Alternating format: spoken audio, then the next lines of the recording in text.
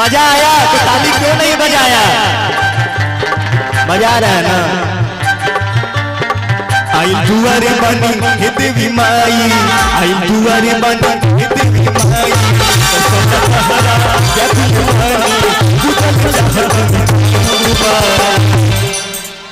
अरे पूजल चाहतनी पावा।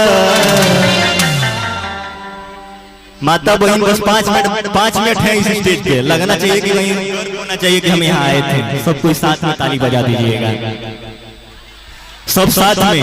आई दुआरे बनी हे देवी माई, खाली कोट दीजिएगा भैया। दर्शन तहरा व्याकुल बनी। एगो मेरा गाना है भागलपुर की परी, आप लोग यूट्यूब पे सर्च करके देख सकते हैं। भागलपुर परी या बादल सिंह सॉन्ग डालिएगा, बहुत सारा सॉन्ग मैंने गाया हुआ है। एक गाना कल आ रहा है भगवान की दुल्हनिया, आप लोग ऐसे ही अपना प्यार दुलार बनाए रखिएगा उस गाने को। आई दुआरे बनी हे देवी माई, दर्शन तहरा व्याकुल बनी, और पूजल चाहतनी पावा। कि बदला नाम बा, कि बदला नाम बा, कि बदला नाम बा, कि बदला नाम बा। आई दुआरे बनी हे देवी माई, दर्शन तहरा व्याकुल बनी, पूजल चाहतनी पावा। कि बदला नाम बा, कि बदला नाम बा, कि बदला नाम बा, कि बदला नाम बा।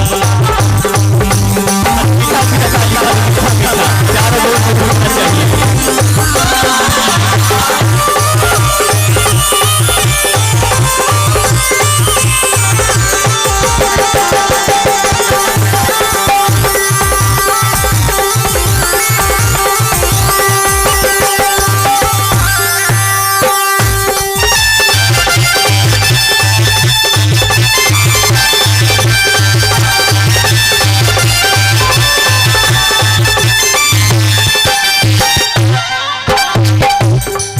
पत्नी अपने पति से कहती है, अरे असो के सावन में अघरे अइबो कि ना अइबो।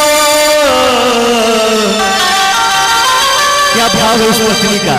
उसके पति बाहर है और काली पूजा का समय है और वो अपने पति से कहती है, अरे असो के सावन में अघरे अइबो कि ना अइबो। हरे सैया जी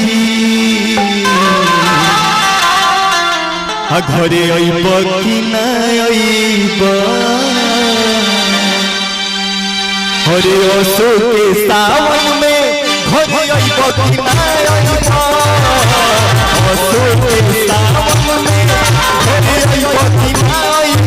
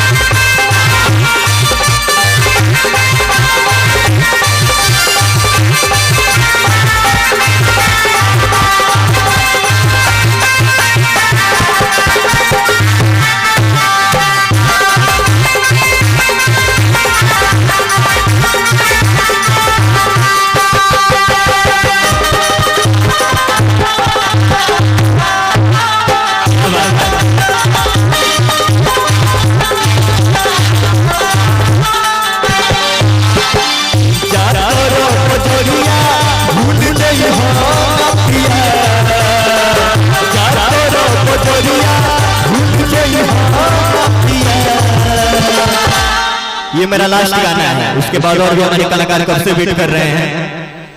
बस एक गाना सब चाहते हैं कि भैया आप लोग भी साथ में, हमारे भाई लोग बोलो छोट भाई साथ में झूमी जा। बस लास्ट भजन बा, अरे जा तोरो बजरिया अब भूल जई हो ना पिया। उधर मजा आ रहा सबको, बस ये लास्ट लाइन है। सब हम चाहते हैं कि सब मेरा भाई, मेरा माँ बहन चाचा चाची ये भी बात सबको झूमी जाए लाइन पे। हरे जा तोरो बजरिया अब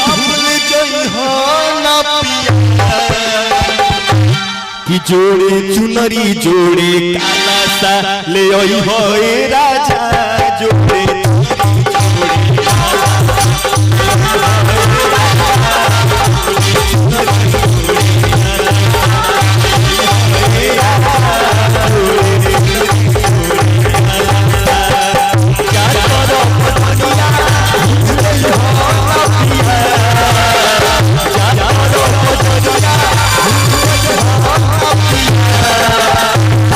सब साथ में जोड़े चुनरी जोड़े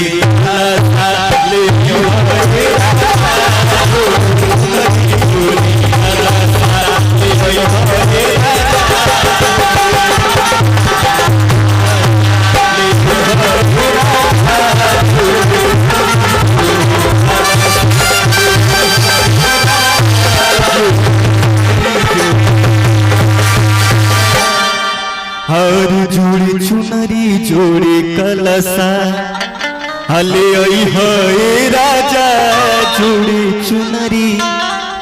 मेरा YouTube पे आप लोग सर्च कीजिएगा बादल सिंह सॉन्ग, मेरा सारा गाना आ जाएगा। कल एक मेरा बबुआन की दुल्हनिया रिलीज हो रहा है JMB फिल्म से। सब लोगों से हाथ जोड़ के निवेदन भाई गाना के जैसे